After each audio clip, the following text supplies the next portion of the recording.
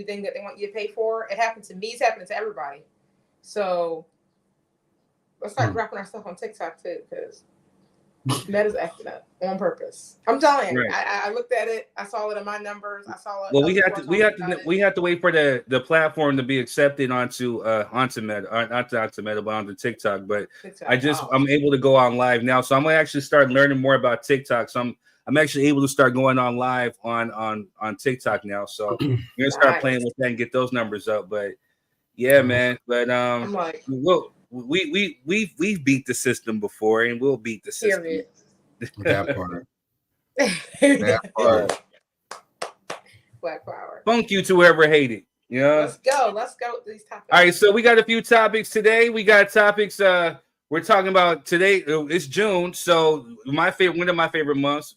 It may be a little controversial. A certain group kind of hijacked the month, you know what I'm saying? And I don't necessarily got a problem with this group. I just have a problem that they hijacked this month, because for me, it always meant Black Music Month, you know what I'm saying? So with me being a music man that I am and loving music and loving Black people, I always want to celebrate it. But, you know, it's getting overshadowed by other stuff. But it's also Men's Mental Health Month, too, which is something that has been quietly swept underneath the rug. But there's been a lot of shows, a lot of podcasts, a lot of people actually talking about men's mental health now, to where it's starting to come up to the surface. And it's actually becoming like a trendy thing to actually have like men's circles, or they actually have men's checkup groups, or actually have podcasts like this where we actually talk about certain subjects. So, you know what I mean? So we're going to talk about that too. Also, we're going to talk about our older women competing with younger women in today's era. And then we're also going to talk about, is it wrong to date for likes and for types? You know what I'm saying? So this is all about open mind, right? All right. Yeah. Open-mindedness. Now, I think that's a good trend to have start. You know what I mean? Those men support groups and you know, mental check-ins for men. So that's definitely a good trend, and let's keep that going. Yes. There's a lot of individuals who don't have those types of circles and don't know who to turn to and can't have a realistic conversation with other grown men because of culture or whatever you want to call it. So, yeah, I think that's a beautiful trend. Let's keep that rocking. So for this whole month, we're going to talk about different elements. It may not be everything we talk about within the podcast, but we'll take different things, like why is it frowned upon for us to have these type of talks? What does anger look like? What does depression look like? What does anxiety look like? What are certain things that, you know, that we actually go through that we didn't know that it was, you know, that we didn't even know it was necessarily like diagnosed that we actually go through. You know what I'm saying? So we'll actually have open roundtable talks when you have men who will come on here, hopefully. And if you're men, if you guys are watching, the link is in the comment section. Hit the link, come on, become a guest. If you're on your phone, just know that you're gonna have to use your headphones as a microphone, and your microphone picks up everything. Also, just know that, you know, if you come on, we respect everybody's views, thoughts, and opinions. Just kind of just keep it respectful. And just know that, you know, you're being put out to the whole world. Like Quez like to say, this is a production. But men, if you guys are out there, make sure that you guys are tapping in. It's okay to be vulnerable, you know what I'm saying? And if there's certain things that you have questions about, if you want to have open talks or discussions about, we have me and Quez, we're open to have them. Anybody else wants to have them, we can create an online men's circle right here, right now. So don't be afraid. If there's something that you want to talk about, this is what we're here. This is actually how this whole podcast started, was 4 men actually having a conversation about social injustices, about what plagues us as Black men, that accidentally got shared out into the Facebook feed. And people were really in awe of the conversation that we were having, because they didn't know that men actually have these type of talks. So this is how we've actually came across to have Drop Your 3 Cent. Well, beautiful thing. Yeah, please show up. We don't have our registered psychology major. She's on tour right now, doing what she does without us. You know what I mean? Recording that album. Yeah, you know, third we getting there. I figured I'll go ahead and shoot my shot this week. You know, that save third, a little bit of pressure. You know what I mean? Now I'm shooting because David Ruffin, this is getting out of hand now. You know what I'm saying? This is my third show. We need you, player. No, just play. Yeah. But Amber Stone was good with you. I see you. Make sure you hit the like and the share. Please share this out. So because of the mental health issue, I definitely want to maybe save this for later on during the show. You know what I'm saying? We want to make sure we get some more people in here. We get an audience because I definitely want to put this out for more men to actually come up and have some talks because there was a lot of stuff that I didn't know growing up as a child, especially going through junior high and high school that, that kind of, I think, plagued me into my adulthood. And I think it could be helpful and beneficial that we have these conversations with other men out there too throughout the whole world. So we can kind of save the mental health issue. So we can either get into is there a battle between older women and younger women for attention, or is it okay or wrong to date for looks or types? And I'm gonna let the ladies pick. It's Men's Mental Health Month. Why don't y'all pick? I think he wants some more people to talk about it. No, I know. I'm talking about it's their month, so they could pick. Yeah. Let's go with the and dating, explain it too, because I don't really dating for looks or whatever. Let's go with that one. Okay. All right. Let's start with the dating for looks. So there was a clip that actually came on. I seen on IG, and basically, again, shout out to tonight's conversation. I hear some type of noise in the background. It's a beeping. But shout out to tonight's conversation because they have great conversations. They have great topics. And again, I think this is something that, we have to have amongst ourselves. But I seen that there was a woman, I guess, who was asking, was it wrong to date for types or looks? And this is what the clip looked like. Man, but he's not your type. When it comes to types, okay, because we talked about this the last time, it's a pattern when it comes to your type, patterns and characteristics, okay? These are things that you have seen or that you have explored before. You probably seen mama, auntie, friends, somebody who had a specific type, or somebody in the neighborhood and you was like, oh, that's a bad boy, that's a dope boy, that's something like that. I like that because of the thrill. In certain spaces in your life, you cannot bring that type with you. So if you see that all other characteristics and behaviors are good, why does the type even matter? You can learn to love this person in other spaces outside of what you see as far as physicalities. If you're talking about a type because maybe your type has a certain type of demeanor, or maybe your type looks a certain type of way, what is going to matter when you start facing conflict? The way they look? When you start going through communication barriers, the way they look? All of that's not going to matter. I can guarantee you the majority of people who have probably married or entered into healthy relationships, they weren't worried about a type. When they got to a certain space, they were worried about what it is that you can bring into my life. And as far as your looks and stuff, that just doesn't matter. How much money? Yeah, of course. But if we looking at types who say, oh, he a dreadhead, oh, he's 6 foot something, and everything else. Derek Jackson is 6 foot something. That was cheating on his wife the whole time.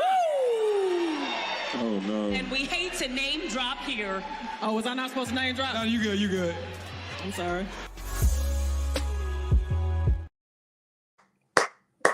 I'm so glad she said Derek Jackson's name. Name drop that man. Name drop that man. Adoration's silly, man. Drop. I did a petition. I did a petition against him. I remember you telling us about that. Damn, you the feds, man. And it worked. No, because let me start being nice to Adoration. Also goes into men's mental health real quick. The thing was, I didn't even know what he was doing behind the scenes, but he was talking to mainly, of course, women, talking about, if your man's doing this, he's horrible. And after a while, it just got to be too much. And I'm like, at this point, you're ostracizing our men. And I don't really like it. It's not healthy. And so I did leave it just to find out. This man's talking about if your man does that, he got books on how he was cheating with over 100 women on his wife. This man suppressed and abused his wife so bad while he's sitting there feeding to this group of women talking about if a man does this, So I'm like, I was proud of what I had done because people were like, why would you do that? He's trying to help you guys or whatever. And I'm like, he's not helping nobody. So just to put that out there, name drop. Word. I think we discussed it on here too. Yeah, Oh, you did y'all? Yeah, we did. I think we did because we were talking about how his wife looked like a prisoner during his apology and all that kind of stuff because that did look kind of weird. Yeah, that was funny. Yeah, we did have a quick comment, but I think a lot of what she just said in that clip was very, very, very important and true. Yeah, she lost me with one comment, but I'll let that flow under the water. But the rest of it was very much necessary. Oh no! Before we start digging into it, Cheryl says type is a starting point, not end all be all. And then she followed up by said still need the intangibles. Mhm. Amen.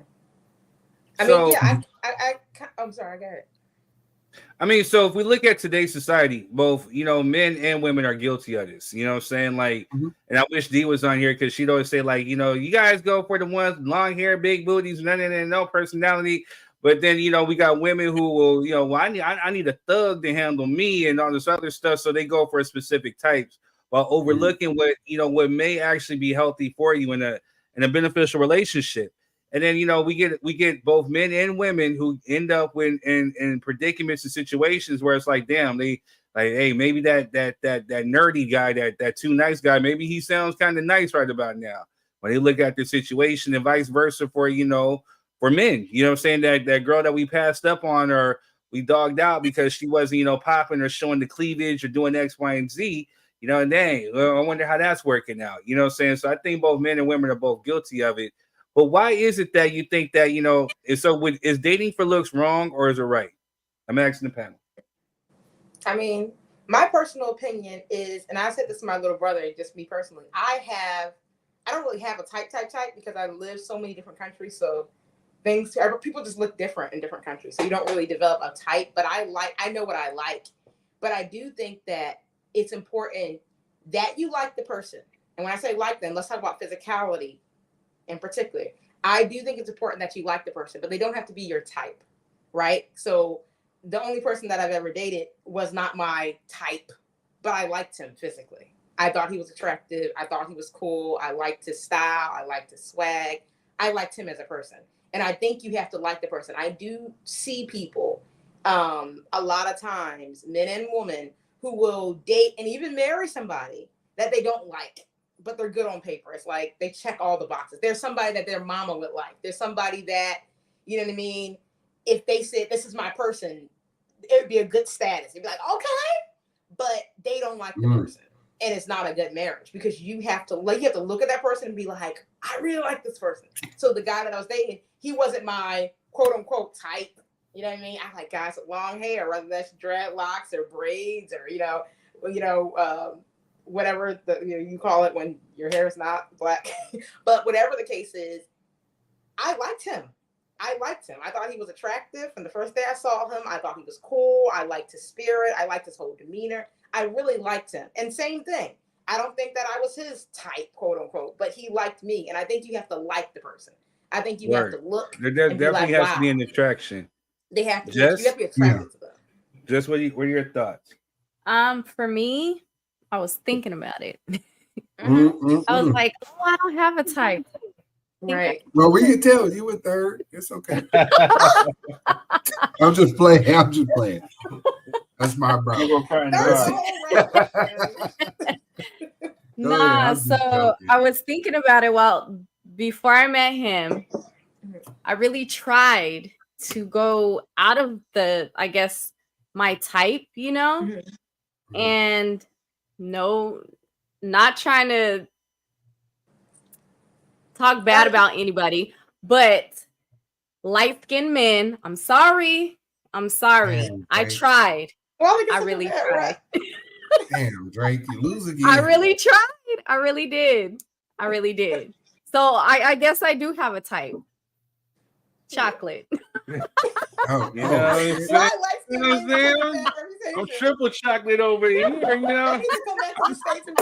chocolate Zulu in this motherfucker. Chocolate Zulu. But remember, goodness. But I will say it is about the character, though. It is about the character. Like, if I can't, 100%. If your character is trash, no matter if you chocolate or not, I can't do it. I can't do it. True. Quez. Yeah, I tend to agree, man. I've talked to a lot of beautiful, ugly people. So, you know what I mean? It's very true. Very true. It's just a reality. So, I will say people do have certain types based off their reservations of past scenarios that may have happened, and you may determine your type, quote unquote, based off of trauma or bad experiences you had. And kind of when you see elements of that steers you away, like you're definitely not my type. But to just have a physical, she need to be 5'5" and 36, 26. You know what I mean? Like that's retarded.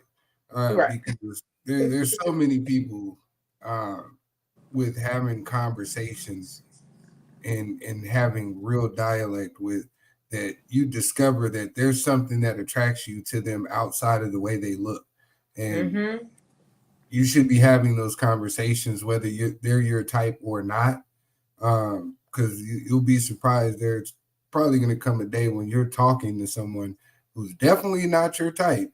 And there's some other type of attraction that you didn't know stimulated you. So, yes. You know, I think, you know, with again social media, we're kind of corralled into these types, right?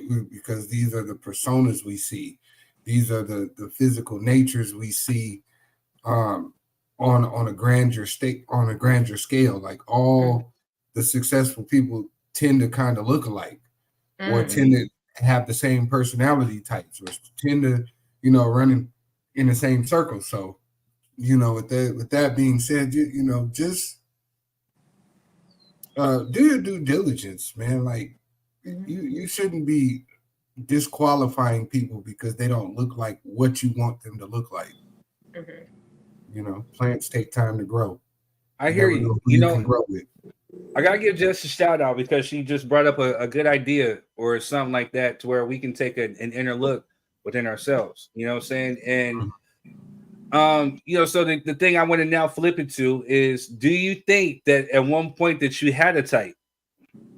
Definitely. That there was a specific type that you were looking for and that you were aiming for and that you bypassed others for? Most definitely. I mean, I can't say I bypassed anybody, but when I was a little girl and we used to watch the Kung Fu on TV with my dad, I was like, I want a Japanese man with hair running all the way down to the floor. He had to be wearing a robe, tight. That was my type. I was like, I'm flying to Asia and I'm going to marry that man. So... No wonder why you're in Thailand. I never passed anybody up for that guy. She's happy in Bangkok. She's like, thank God I ended up in Bangkok and I ain't going back with you niggas. Man. No, that was when I was in the States. I was like, I am leaving this country. But I mean, I feel like there's fetishes you have when you're a kid, especially you kind of like see somebody on TV and you're like, I'm marrying that cartoon. Done. Like there's no way, I'm not settling for less.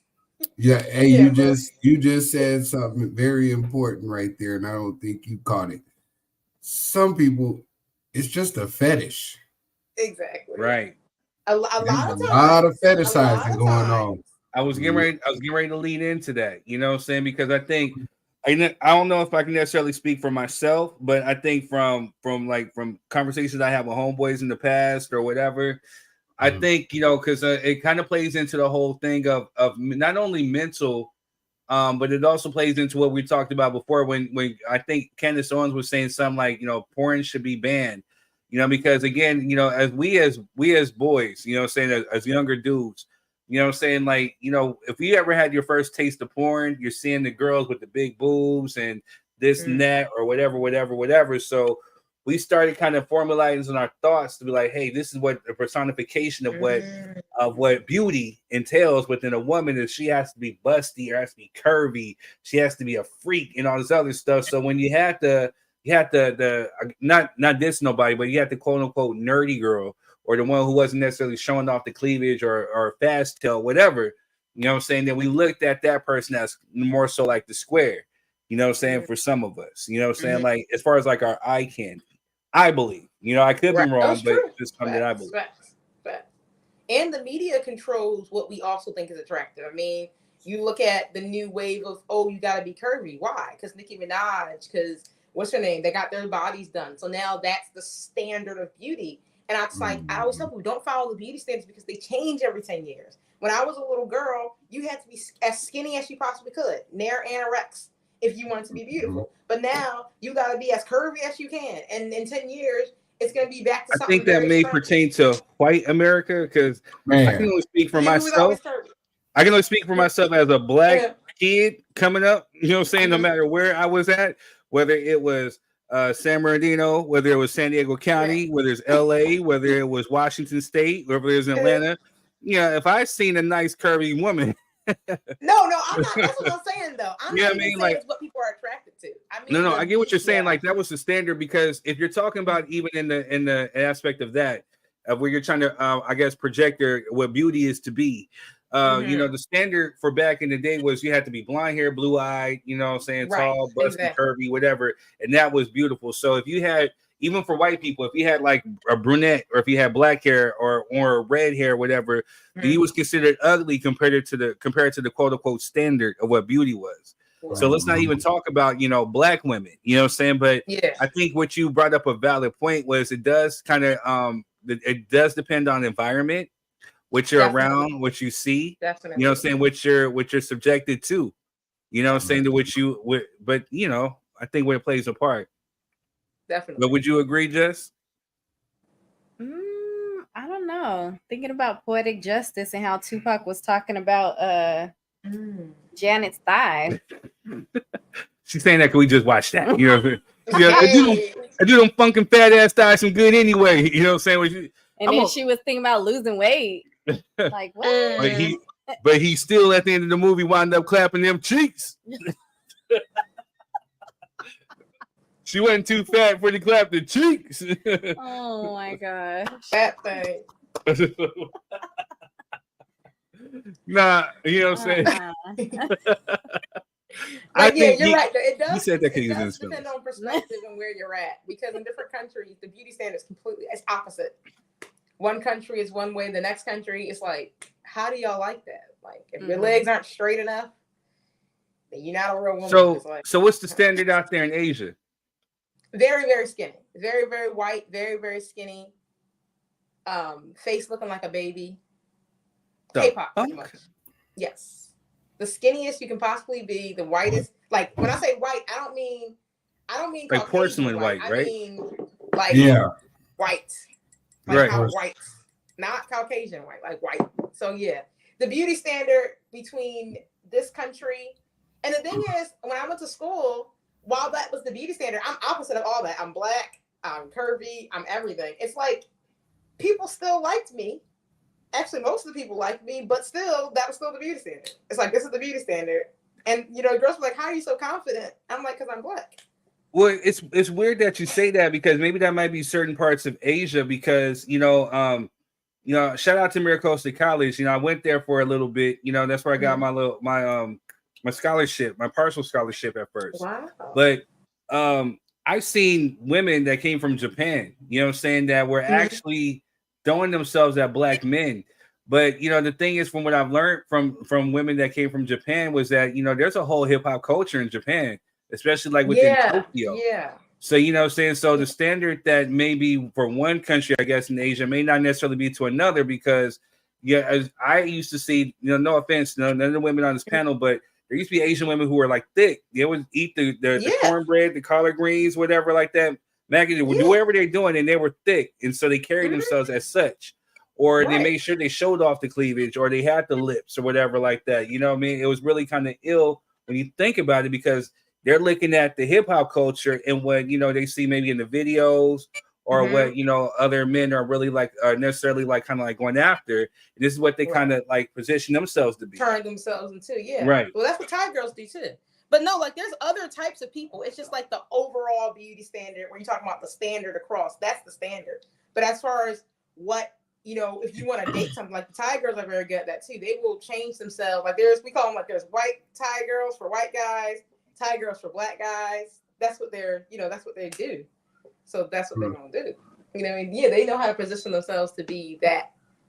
But for their I think it's more like there's a global standard compared to a realistic standard. I think most countries globally want to have that, again, proximity to whiteness, You know what I mean? So they grab the lightest colored of their population and they promote those people to the top, and that becomes that standard of beauty. So you may not necessarily be white, but in India, like we've all seen those Bollywood movies and stuff like that, and all of them don't look like the Indians that I be talking to on AT&T when I'm trying to pay my bill.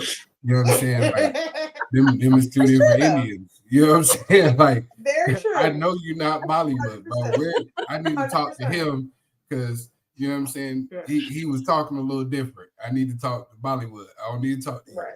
But you know what I'm saying? I'm just. It's true. It was a joke, people. Y'all don't kill me in the comments. I was just joking.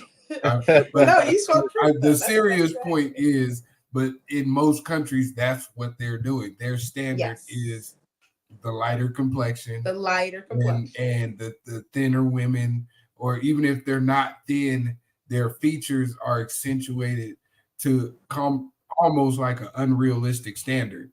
Like most women don't look like this, and most men don't look like this. You know, sort of. And you brought up a valid point because I was getting ready to ask, like, so in the Black culture, which we belong to, Toes, what's good with you? What's good? How's it going? Hey. Good. What's up, brother? So in the Black culture, you know what I'm saying? Like at one point, isn't there a thing where it was kind of like, it's weird that, you know, that chocolate is in style now. Because once upon a time, chocolate was looked down upon. You know what I'm saying? Like if you were dark skin, whatever like that, you were called the African booty scratcher, you were called midnight, you were called oil, all this other stuff, right? You know, but the personification within our own community or our own community was that the lighter that you were, the prettier that you were, you know what I'm saying? Or the better treatment, you know what I'm saying? Like, so I think it came from slavery though. It was the truth. The lighter you were, the better you got treated. Period. It's true. Exactly. But then fast forward though, it leaked into us. Yeah. But I think it's always you have a fan. I think it's always been around and it's still around now. Hi, if you look at like Brazil and Sammy Sosa and how they bleach their skin still, it's like a cultural thing. And even in some Asian communities or Filipino Asian communities, they bleach their skin. They look powder white. Normally, it's normal. Yeah, so it's not just in the Black community. It's like globally now. If you're the lighter you are, the more receptive you are. My father would tell me back in Panama when he was there, like he would be treated bad. The light-skinned kids would be treated better than he was because he's darker. So colorism, yes, and it's the thing is, like, obviously I didn't experience it much because I don't live in America, but even my sisters who are now back in America, they're like, wow, people are very colorist here. Like they're extremely colorist. It usually is toward girls because you know women are supposed to be the quote unquote beautiful ones, and girls. I mean, it seems like girls like dark skinned guys actually, but it's usually directed toward women. But yeah, the girls, my sisters, ma'am, don't believe that lie, ma'am. Oh no, ma'am, don't believe that lie, because us dark skinned brothers, we be tearing Drake and them down. You know what I'm saying? And they be. Because they not like us. You know what I'm saying? We be trying to tell them. You know what I mean?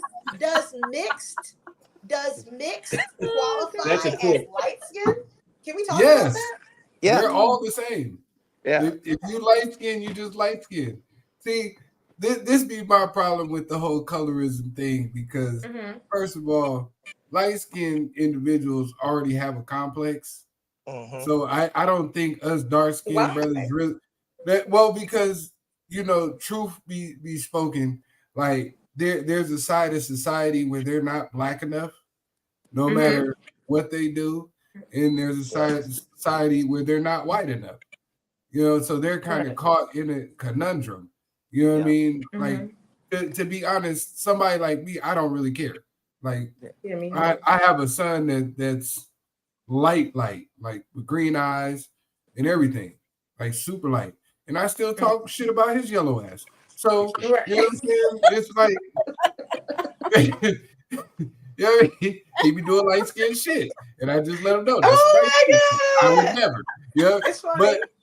But you know what I mean? I think that's as far as it goes. It's not like I don't want you to succeed in life. You know, it's kind of like friendly banter back and forth. Because you gonna call me black, you gonna call me a crispy critter, all that great stuff. You know what I'm saying? We wasn't shit till, you know what I'm saying? For real. We wasn't shit till Wesley Snipes. I was gonna say Wesley brought us Wesley back. You know what I'm Snipes. saying? With New Jack City, White Man Can't Jump, Blade. Like Wesley brought us all the way back. When he said, "Sit your $5 ass down if I make change," all light skinned niggas died. You know what I'm saying? It was out of there. It's over. You know what I'm saying? Hey, all the barges, all 17 of y'all gotta go. You know what I'm saying? Everybody's out of there. Yeah. No, I'm just. But I think more so in America, our stuff is genuinely like friendly banter. You know, across the globe in the diaspora, they be on some different stuff. Like there be whole genocides based off that shit. We not gonna kill you.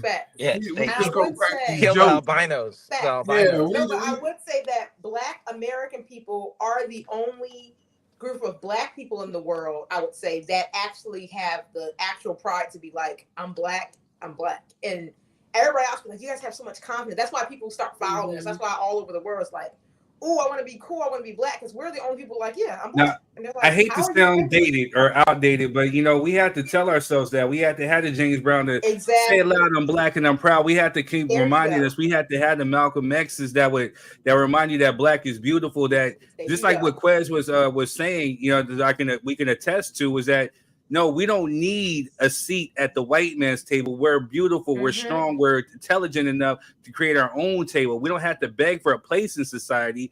We can create our own society.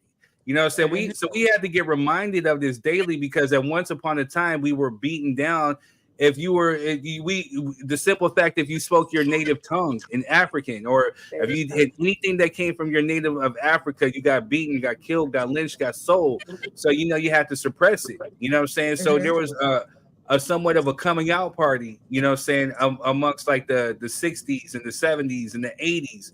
We have to keep reminding ourselves and passing it down to our children and their children and their children. Remind you that no, Black is beautiful, Black is strong, Black is this. You know what I'm saying? To remind, because once upon a time, Black wasn't in this country. There you go. Was Diddy Meek Mill's invited to that coming out party? Boy, if you don't get your boy, if you don't get your hey. No, sir. No, sir. We're not doing that. Damn. We're not doing that. Or is it a different kind of coming out party? I don't know. That's not what he meant. This coming out party was no Diddy. You know what I'm saying? On the door. It was on the door. No Diddy. Can't stand y'all. Take that. Oh man. But yeah, I mean, I don't know. You know, so here we are. But like Quez said, I mean, you know, and Cheryl, I hear you. Sidney Poitier was dark skinned too, and yeah, you know, he was cool. But we talking about someone who came from us. You know what I'm saying? Like the Wesleys, the Eddie Murphys. You know what I'm saying? The Tupacs. Yeah. You know what I'm saying? Like folks that look like us that made it cool to be Black. You know what I'm saying? To be dark skinned.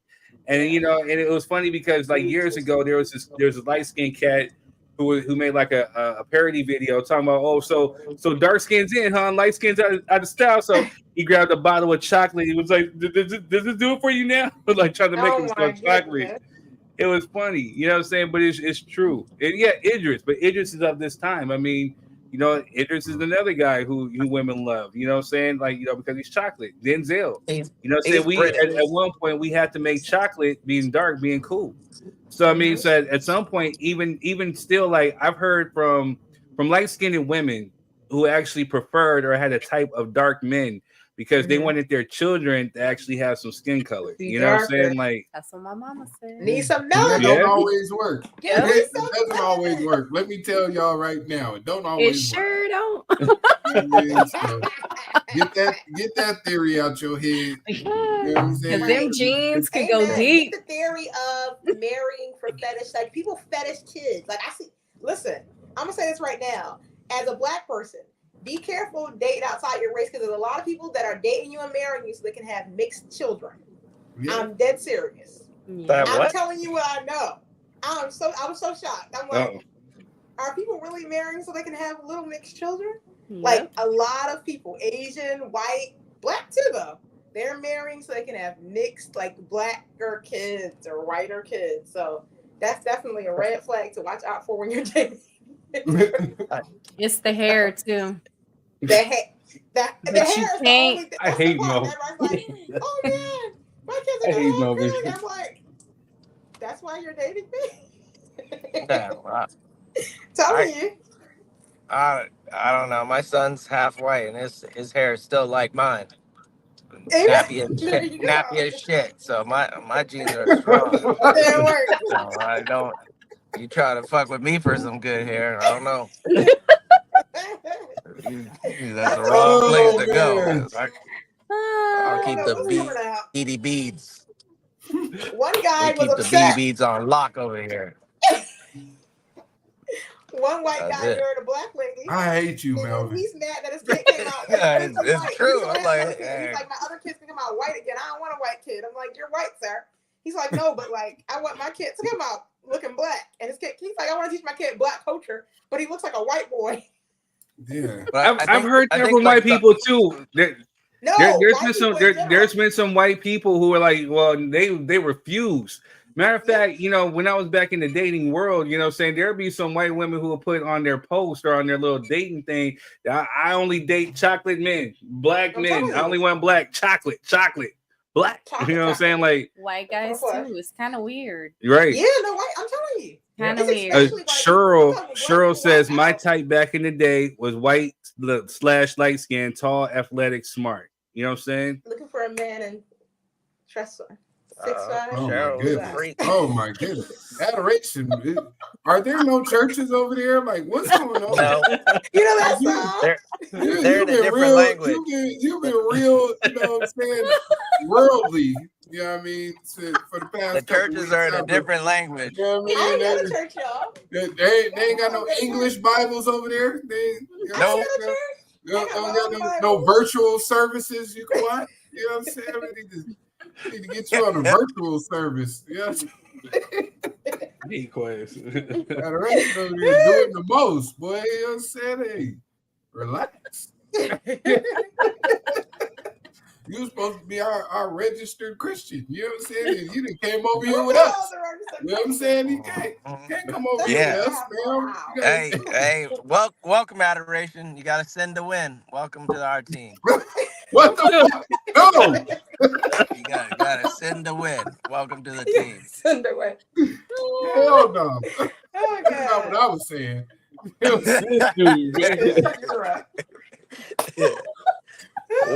accept you with open arms.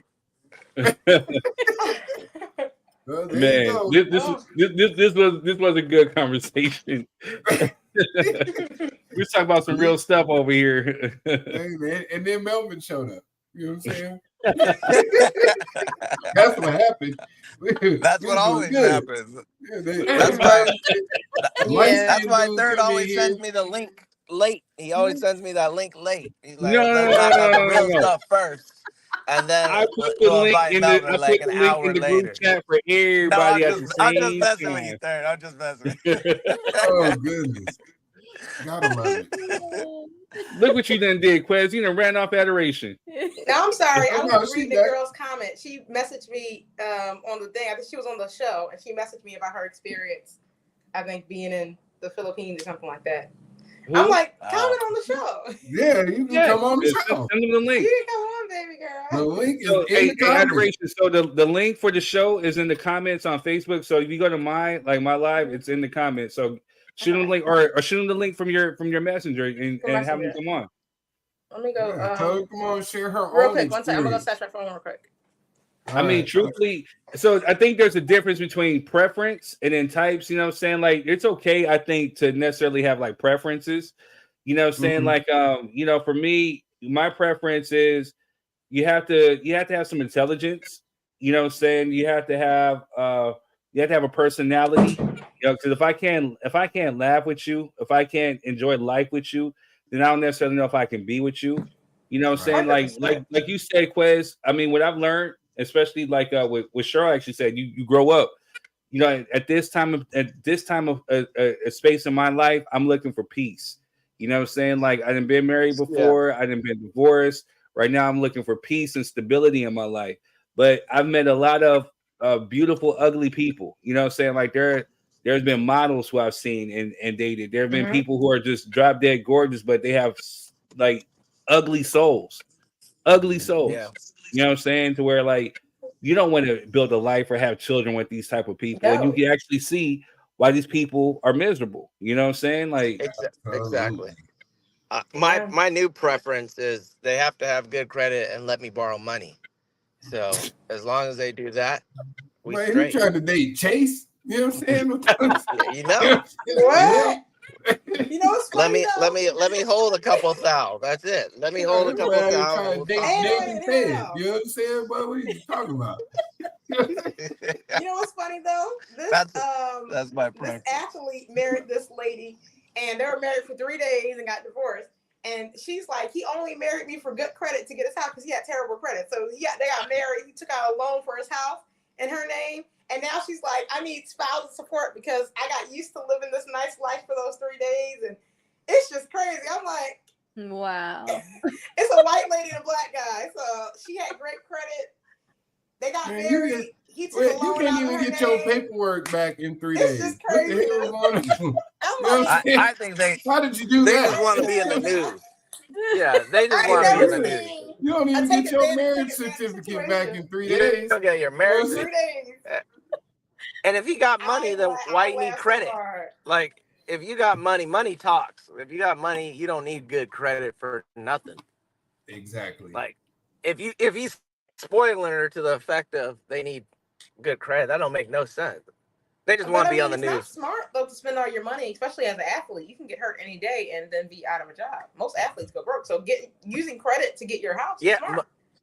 No, because if you use your credit and then you lose your job and you can't pay off that credit, they take the house anyway.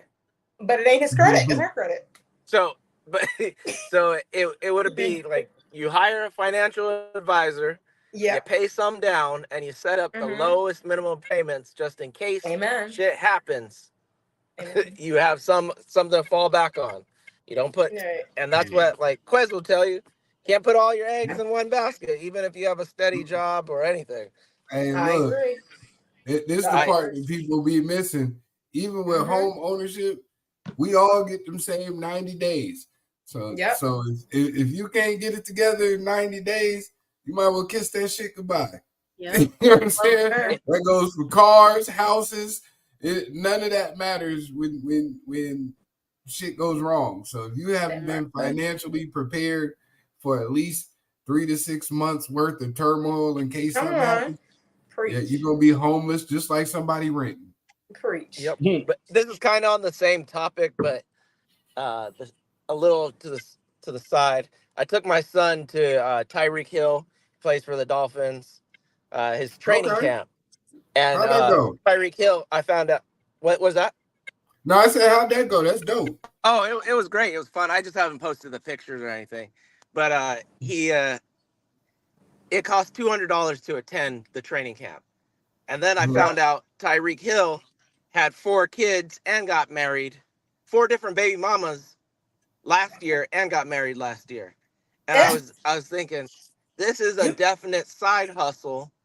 If 100 kids are paying $200 to meet you, go to your training camp, it's $125 for a signature and another $100 to take a picture with him. So we dropped $500 to have this experience, and there was over 100 kids. And so, and I looked on his Instagram feed, and he went to several different cities doing the same thing. And I was like, now this is a hustle. It's a smart hustle if he didn't have 5 kids to pay for, but it's definitely because that's a lot of child support. But that's definitely a good hustle. He getting a match for athletes. That's why them signatures cost so much, bro. I got child support to pay, baby. Yeah. Ain't shit free out here. Ain't no free pictures. Ain't no none of that. I got child support, big baby. So $100 a picture and $125 for a signature, and $200 to attend the event. So that's wild. And you're not gonna not eat there. You're not gonna not buy a T-shirt. They know that our kids we spoil the shit out of our kids if we can. Yep. So we're gonna, and that wasn't even that was the lowest tier package. They had packages. If you get to ask him a question, it was $400 to ask him a question. Your kid asked him a question and sit there and talk to him. And so like the top tier package was almost Sir, why does it cost so much, sir? I'm just playing. I don't know, but I didn't pay any of that. I stopped at the 500. I ain't like, you could ask me a question and I'll Google a bit because I ain't gonna pay $500. To be honest, that's not really spoiling your kids though. That's giving your children access to a memory that they may cherish for the rest of their life. You know what I mean? Like, you gave them an experience. You can't buy that at the store, right? That's what I was looking at it.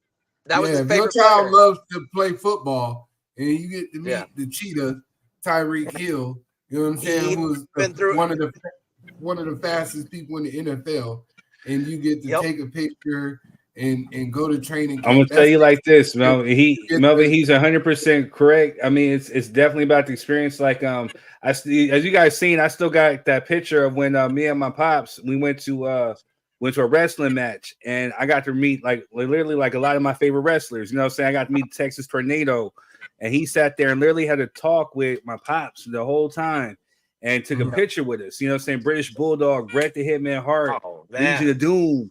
You know what I'm saying? Like, these are all these people. I never forgot that. You know what I'm saying? Like, I never forget, going to my first concert and meeting a celebrity. You know what I'm saying? So what Quentin's saying is definitely right. It's definitely the experience of actually having that feeling. You know what I'm saying? That's what I was looking at. Look, when he turned 21, ask him what you bought him for Christmas at 11. He won't remember. Exactly. But ask him if he remember that time we went to go see Tyreek Hill. He remembers every moment of that. Yeah, and it was crazy. That's something you can't buy. He was doing the drills and he did the peace sign, and Tyreek was like, "Hey, you stealing my sign? Don't be doing that." And Malcolm was he was so happy and laughing, and so he was like, "This was the best time ever, Daddy." Blah blah blah. And so that was what I was looking forward to. Me and my wife were we wanted to invest in him, and those are the core moments that you can always appreciate. And so, amen. Absolutely, beautiful. Bro. Good stuff, man. That's dope. But yeah. D, what's up with you, D? Hey. What up, D? What's up? Hi. You got on a Trump 2024 shirt? Is that what that is? Oh, no, hell. I'm just playing. Hey, I just seen the TR and the U. I was like, what she got going on? You know what I'm saying? Don't play with God. Republicans, black Republicans for Trump. You know what I'm saying? No, talk about spoiling kids. That's the one I was just spoiling. We're going to be sleeping in a few minutes because they was running in there. Yes. That's how you do it. I'm tired. Looking. How y'all been this week? There we go. Man, we're good. We just got through talking about is it wrong to date for types and looks? Now we're getting ready to either dip in. Yeah, you kind of missed that, but truthfully, we'll have an after party. Right now, it's saying that there's only one comment. When I went to go check the live, saying one comment. When I see Cheryl up in here really holding it down in the comment section, so there's definitely more than one comment. So the algorithm is off. Facebook is hating. So I ain't gonna announce when the after party, but for those who are with the 3 Cent family and crew, y'all know when the after party is. Yeah. Right. You know we'll go there. So you trying to do one tomorrow? Absolutely. You know what I'm saying? Okay. Good way. I was trying not to really let Facebook know. You know what I'm saying? It's all right. That's right. Right. But yeah, so that's definitely dope. So I mean, Well, we got about 30 minutes men's left mental for health. tonight's podcast. So, which one you want to tackle, man? Now that we got a full panel, you know what I mean? We waiting on y'all. Everybody late. Y'all went through all the topics already? Well, we stayed up on. We actually talked about. Huh? She said we're. I'm hearing some background feed. I'm at the. Where's LP at? Oh, Tisha, she's recording still. Yeah, she's still recording her album. You know what I'm saying? She's recording Life Without the Temptations. You know what I'm saying? Like, you know, The Life of David Ruffin. Right. Her new single is called "Ain't Nobody Coming to See You, Otis." You know what I'm saying? So dedicated to Third. You know what I'm saying? With the parentheses. You know, ain't nobody coming to see you, Third. Even though you the one selling the records. Look, hey, look, y'all spoke her up. Hey, Tisha. What's up, Tisha? Well, no, now I got. She felt her ears burning. Now I got to take the reins. No, I'm David Ruffin. Ain't nobody coming to see you, Otis. I'm the one selling the records. You wish you can work it like me. As a matter of fact, I'm really the one selling the records. The Spotify streams, but they're still records. That's how it is. That's how it is, you know? Yeah. Yeah. We missed you up here, sis. I talked about you earlier, so when you watch the playback, just disregard that because you know Third now. So just ignore my statements. I'm about to go take a little break real quick. Come back. You know, I'm about to go ski on some slopes and tell y'all. You know, what I'm saying I'm the one selling the records. I'm the one over there singing. Yeah. But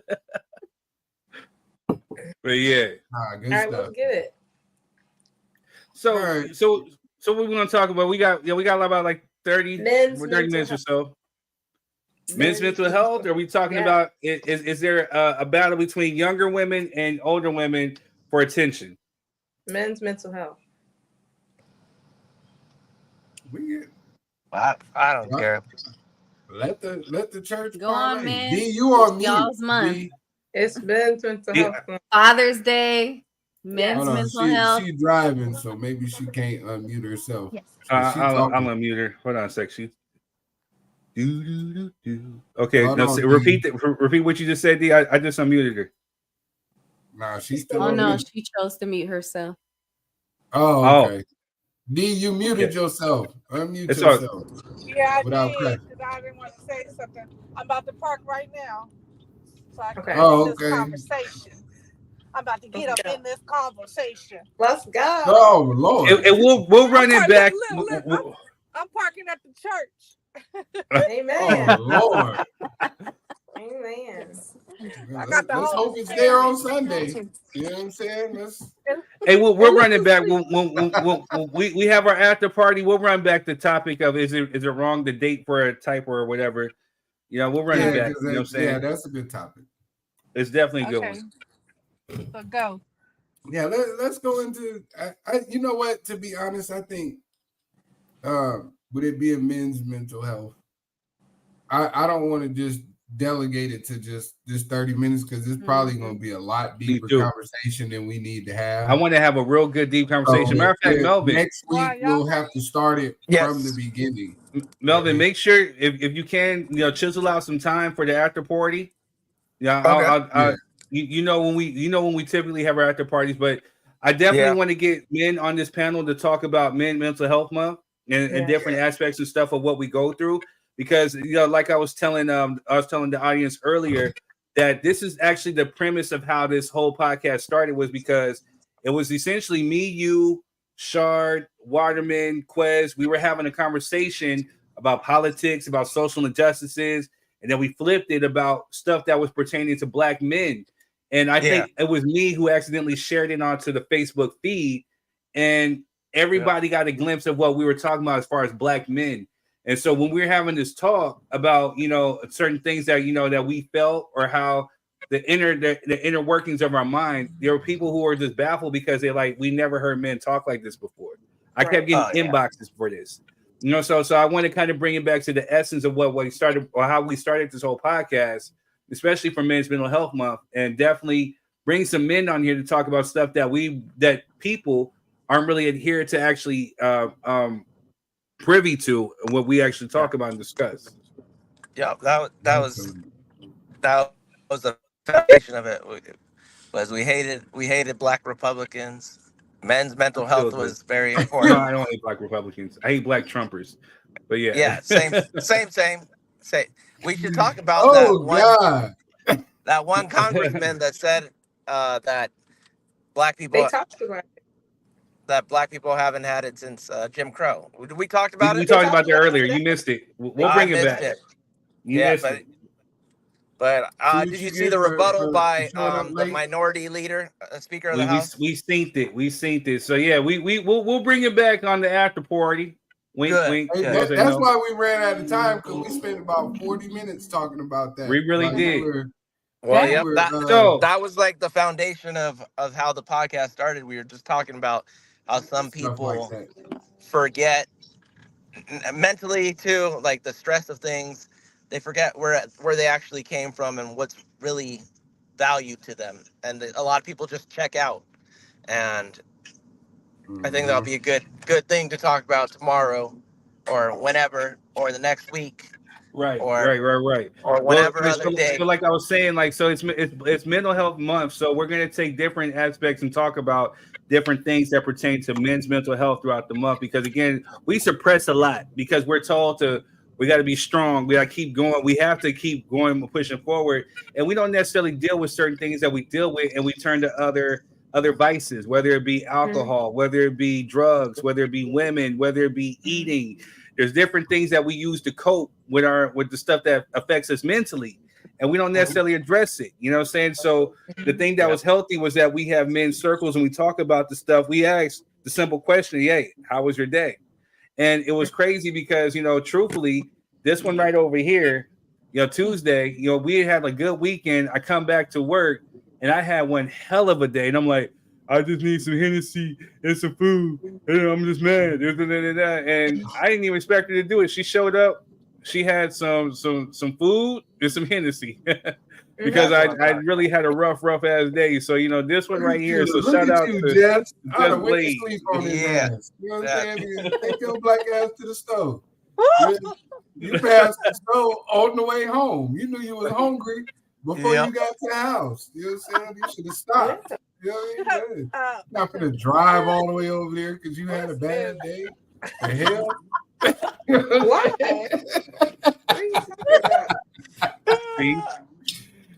See, in the car now.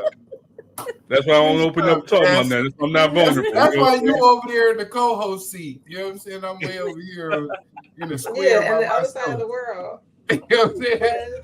Yeah, I'm in my whole square over here because he just would have been hungry that night. Nigga, you should have grabbed you something to eat on the way in. Nigga, I'm not getting out my bed. You the problem. You are wrong with you. Let's talk about when are you gonna bring the queen back? Me. You could have called Uber Eats. Hey, Quiz. You wasted a phone call. Quiz, you had a question.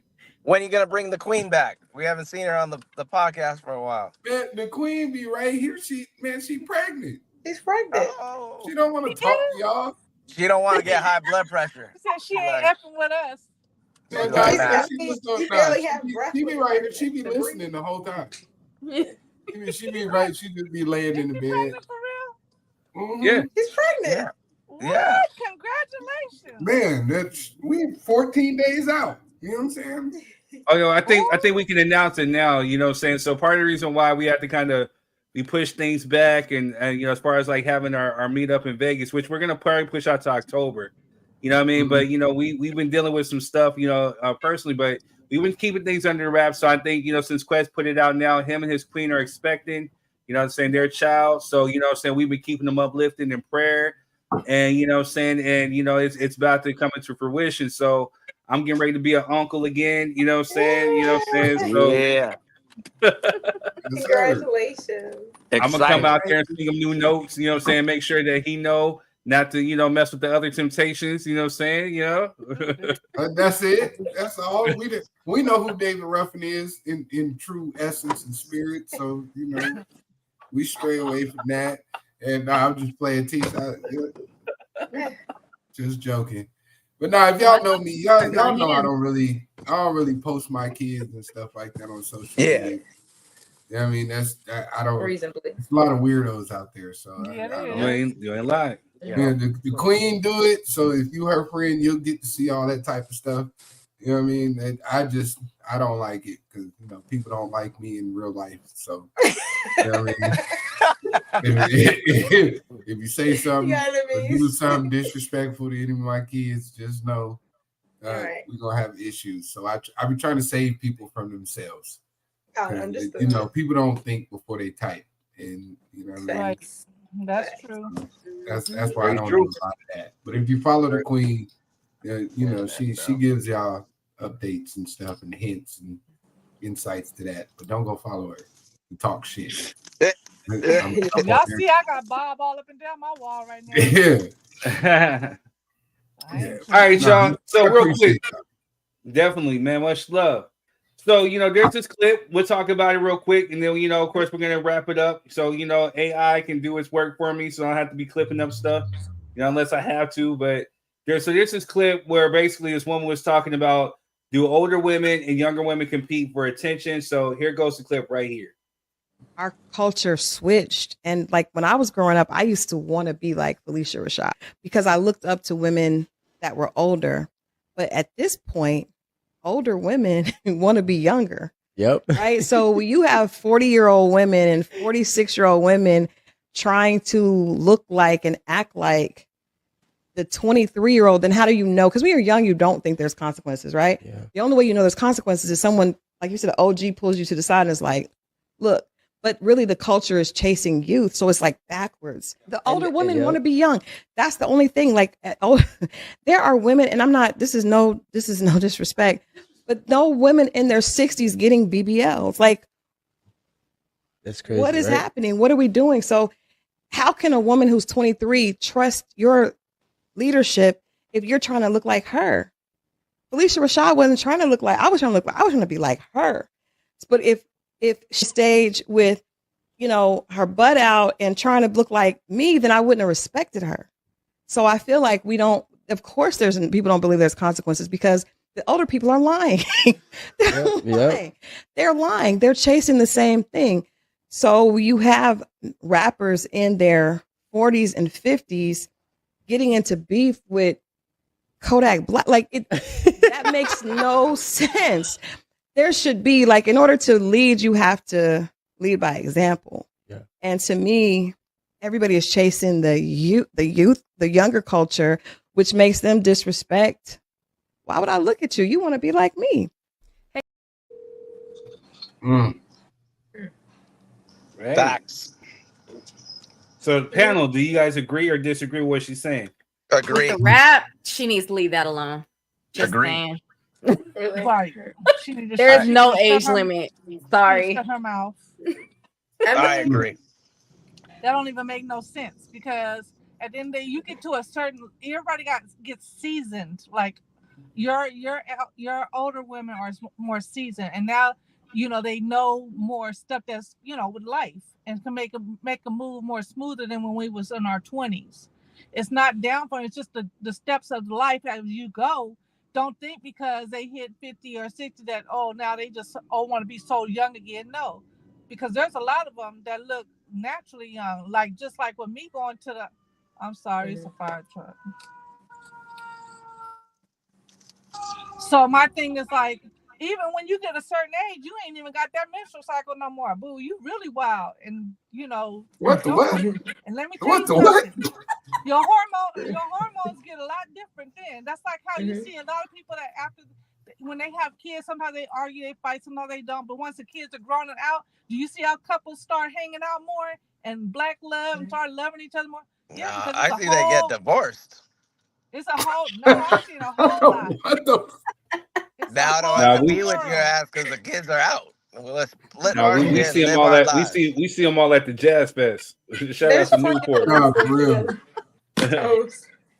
For real. No, I went to the cigar lounge last night, and I was surprised to see at the cigar lounge a lot of men with their wives. You know what I mean? At the cigar lounge, some of them smoking, Some of them going to the restaurant side of the lounge, Right. and, just eating and hanging out because they, don't like to smoke, because it's out here in Atlanta, you can smoke inside the building. So, inside the lounge, it's, kind of smoky in there. And, it's, there's a lot of older couples that chill like that. Right. Yeah. And it was good to see. They was playing spades and all kind of stuff. You know what I mean? I thought I was at my auntie and them house. You know what I mean? And I was just trapped, but it was still fun. That's good to see, though. No, I don't smoke cigars for real. I just went to do some networking, but it was fun. It definitely was fun. It was good to see them having fun. You know what I mean? Because you always think when you see the older people, you be like, this shit over after this, man. You know what I'm saying? It's not. And man, you hit like 50, I'm anti-grandma BBL. No grandmas to get BBLs. I didn't see that. I think there's a point to it, because isn't that how Kanye West's mom died? Because she tried to have some plastic surgery and all that other shit, trying to look young. She did too much. She went to Mexico. I had another doctor do it. That Mexico. Don't do that. Because I'm like, so the point being is, a millionaire, you're old. What are you doing? Right. What? Why? Why are you? You made it this far. Looking how you look. Yeah. Cheryl says older women can move on. Youngins got to impress. Oh, God. I think that's how it's supposed to be, Cheryl.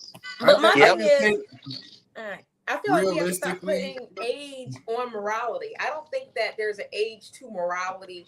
I think that if somebody's doing something wrong, whether they're 20, 40, 60, or 80, it's still classified as wrong. I think the problem is we say, like, oh, when people are young, you're supposed to be bad. Like, you're supposed to get a BBL. You should never get a BBL.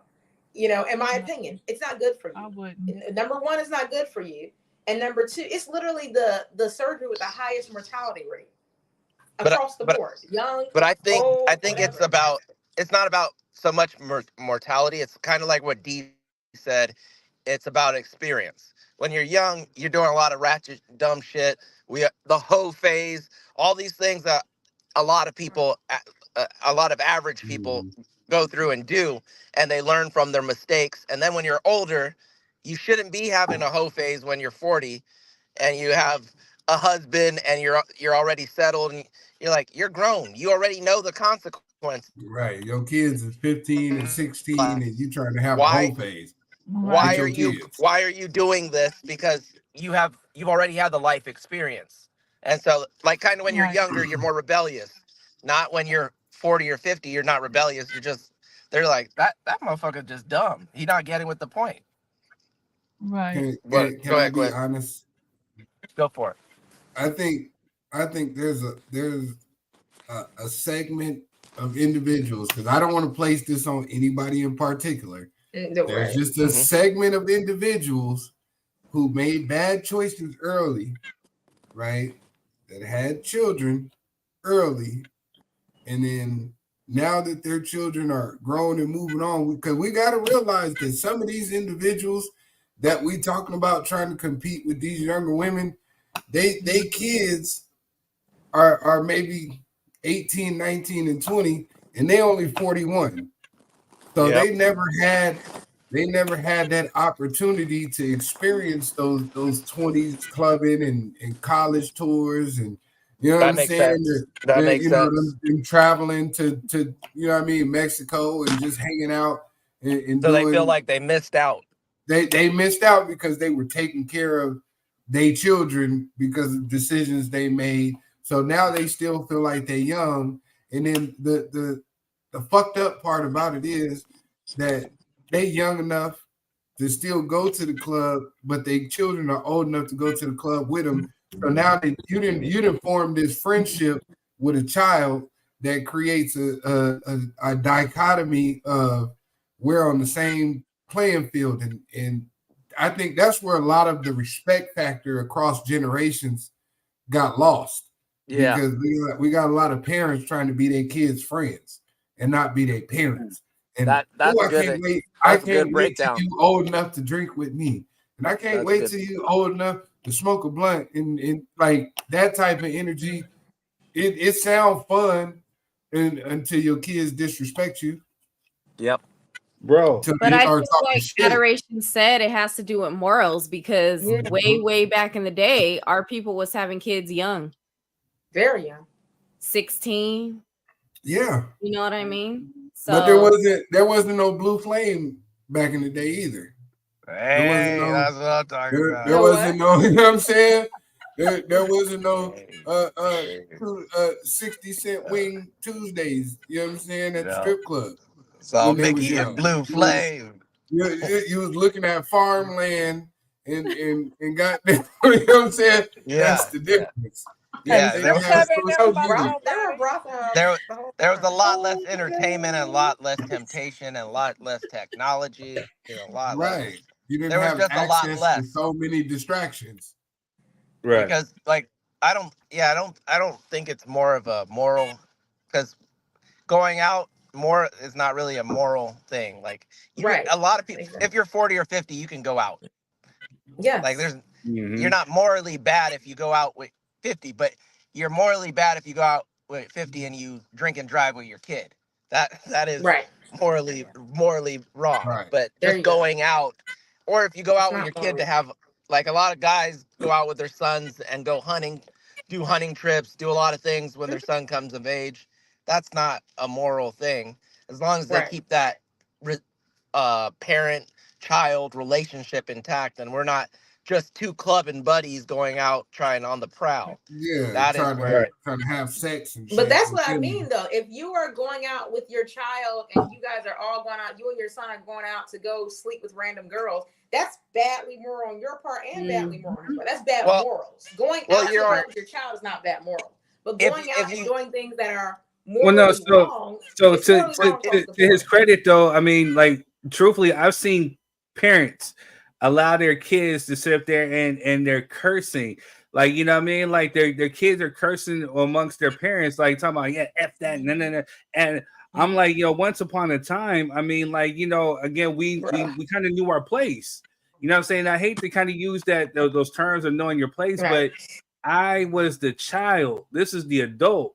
I'm not paying no bills and no homes to sit up there to think that I'm the equal to my parent to sit up there and to curse with them or to drink with them or to party with them. No, I was here to be the child. The adult was the adult, and you gave them that respect. You know what I'm saying? Like, and I know amongst us, you know what I'm saying? My mom always told me you could talk however you want to talk to amongst your friends, but the minute that you see somebody older or someone approaches you that's older, you give them that respect and you cut that off. And you talk to them as an adult and you give them that respect. And if I catch you doing it, or if they come back and tell me that you're doing something otherwise, then it's your tail. You know what I'm saying? That's that old school, hard school parenting. And there's even an example. These parents want to be their kids' friends. There's even an example here on the podcast when Mama Tucker comes on. We don't cuss. We don't try to fight. We don't disrespect. I don't say nothing. He don't say nothing. the whole time.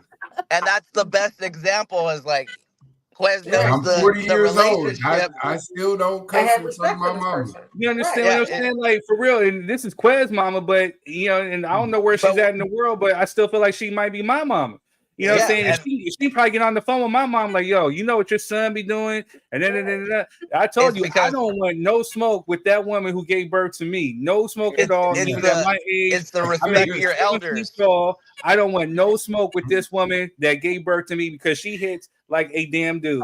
No smoke. It's the respect of your elders, and that just we all, everybody on the platform, we just like understand that. Yeah, that's mom. We're not gonna disrespect her. She's his mom. Why would we do that? Let's act accordingly. And so if I accidentally cussed in front of my mom, I'm like, my bad, mom. You know what I'm saying? Like, you know what I mean? I would never cuss at her though, but you know what I mean? Like, but in conversation just around, and I said cuss her, I'd be like, damn, my fault, mom. You know what I'm saying? I let alone try to say, like, mom, you see this bullshit? Like, hey, whoa, hey. You know what's going on? My mom, if she knows I'm upset and I let it slip, she'll give me a pass. But she'll be like, "Hey, remember, I'm not one of your little friends." That's the line. And don't call me bro. That's always been the line. That's the new thing, D. They just gonna call you bruh. They call you bruh. Hey, I've been trying. bruh. I've been trying. It might be a different generation because even when I'm mad at my mom, I'm like, so many times. Hey, you know, so I got a little taxi cab confession. So I heard a kid talking to their mom saying, bruh. And I went to duck like you know, like I'm not trying to call CPS. You know, I'm a mandate reporter. I ain't trying to see all this. And you know what I'm saying? Like, you know, it's just a different era that we're in. Like you call your mom and your dad, bruh. Yeah. Imagine me going to my mom and talking about, hey, what up, cuz? Hey, mom, what up, cuz? You know what I'm saying? My mom would knock me in my teeth. Yeah, I'm not your bruh. No, you just catch it right here and stop that bleeding. Exactly, D. You know. I don't play that shit. I don't like it. You know what I mean? Show me the respect. I earned it. I'm not your friend. We can be cool. Like if you need to talk to me about something, and I'll take advice, and you can be a little loose. But we're not gonna play that like I'm your homie. You know, bro. You don't understand, bro. Who the hell you talking to? See, but that's why you got grandparents. Because my grandma was my homie. I can talk to her about anything. Right. Yeah, I can't talk to my mom. I can talk to my grandma about anything. Right. Like, see, there's this false sense of respect nowadays. You know what I mean? To where people feel like individuals feel like you owe them a certain level of respect that they have. You know what I mean? There's whether you feel right, wrong, or indifferent about people in certain age brackets, like you don't have to let them disrespect you. But there's a level of respect that they've earned because they've lived a lot longer than you. Exactly. You should cherish that. You know what I mean? Whether you feel like however they live in their life or what they got going on is something that you would subscribe to, there's still a level of respect because you made it where I'm trying to go. And I should show reverence for that. You know what I mean? Yeah. But this false sense of entitlement that comes down to, well, you just you won't respect me, I ain't gonna respect you. Bullshit. Right. I mean, yeah. I seen it with my younger brother's generation.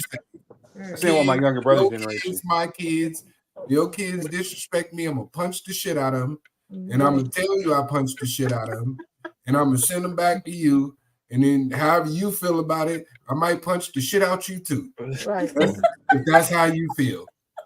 I almost punched an 8-year-old just around an hour. Man, because allegedly. Hey, there's some people who are watching who are mandate reporters. Allegedly. No, I'm just saying, like, it's getting out of control though. Like, for real, like people be on some. Don't say nothing to my kid. Like, your kid is a piece of shit. Yeah. And so are you. And like, you got to blame that on parenting. That definitely falls back on parenting. You need to grab that. Like, you need to correct that. Right. My like, point if you catch my child doing something out of pocket and you correct them, I'm right there with you. Like, hey, bro, why are you doing that? 100. Like, what's wrong with you? 100. I'm not finna jump in your face like that's mine. Don't talk to mine. Like there's even with the parents. I wasn't just talking about kids when I said there's a certain level of respect that people feel like they're entitled to. If you're a horrible parent, you're a horrible parent. Right. Yeah. Really. Yeah. Hey, Toothpick. We're going to put Toothpick in this conversation real quick from the panel. Everybody that's here now, we're going to have an after party. I'm going to announce the date. Wink, wink. Y'all know when the after party is, but I just need to know when's a good time for the after party. Wink, wink. Yeah, we got you. What's a good time? Same time. The usual. Okay. Like the 7. usual, sir. 6 o'clock? Yeah. That'll work. 7. It's a little late. We pushing it. No, it's the same time we start today. 6? Well, y'all gotta move stuff around for me. I look like I'm pregnant. Shoot, hell, move some stuff back for me. She said, "Wow, you ain't pregnant. Take your ass to the gym. Yeah, Don't cut some corners. Fuck what those niggas did. You heard Kendrick. Just do 6. But I probably won't tap in until 7 though. But that's fine. You know, we'll again, we're gonna keep it underneath 2 hours, so you know AI can do its cutting and stuff. But you know, we'll start it. So just hit me in the inbox. But we gotta put a Toothpick in this conversation. It's been a good one. Right. But again, Facebook is messing with me. They hating on us. But they not like us. You know what I'm saying? So we gonna beat the system. But this has been a good one. I love the conversation. We'll write down everything that you guys want to say, because we can run back these same topics tomorrow to yesterday or something. Whenever we have the after party. Right. All right, y'all. Much love. Thank you guys for tuning in. Make sure that you guys are hitting the like, share, subscribe button. If you guys are watching, I know there's been people watching. Just make sure you hit the share button, share this on with your feed. We'll catch you at the after party. The flyer will be up soon. Much love.